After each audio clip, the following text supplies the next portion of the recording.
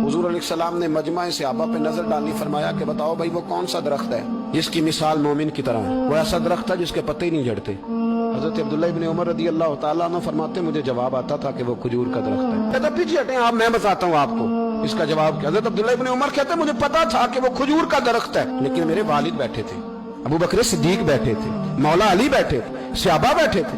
आप फरमाते हर एक मुझसे बड़ा था, तो मुझे मेरे अदब ने इजाजत नहीं दी कि मैं जवाब दूं। अल्लाह करे मेरी इस बात आपकी समझ में आए। सवाल का जवाब मुझे आता था, लेकिन अदब का तकाजा था कि मैं बड़ों की मौजूदगी में जवाब न दूं। हुजूर ने दोबारा पूछा, सहाबा खामोश रहे, तो फरमाया मैं बताऊं? या रसूलल्लाह बताइए। तो महबूब फरमाने लगे वो खजूर का दरख्त है। नबी करीम ने हज़रत अब्दुल्ला इब्न उमर की तरफ मोड़ के देखा, फरमाया मेरे गुलामों वो दरख्त है खजूर का।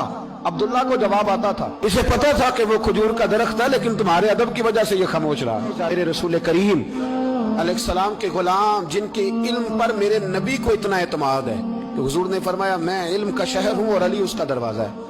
और जनाब उमर फारूक जैसे लोग कहा करते थे कि अगर अली हमारे दरमियान मौजूद ना होते तो हम तो हलाक हो जाते। इनके मशवरे, इनकी बातें हमें महफूज रखती हैं। हजरत अली फरमाते मैंने नबी पाक से एक सवाल पूछना था। ऐसा तो नहीं ना कि उन्हें बातें नहीं आती थी, उनके तो इल्म का ये हाल है कि हुजूर ने फरमाया मैं अगर शहर हूं तो अली उसका दरवाजा है। तो फरमाते हैं कि मैंने नबी पाक से सवाल पूछना था। सवाल 14 दिन मैंने इंतजार किया।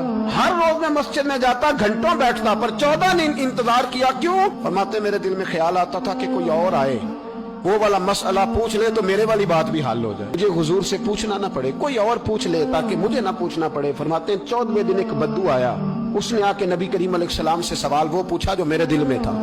फरमाते हैं नबी करीम जवाब उसे दे रहे थे और मेरी तरफ देख देख के मुस्कुरा